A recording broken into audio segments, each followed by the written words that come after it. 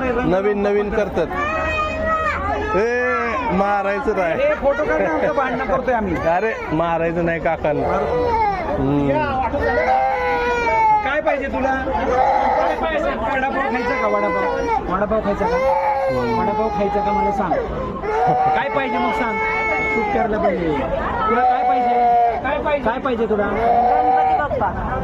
रंग करायचा ना, रंग द्यायचा त्याला.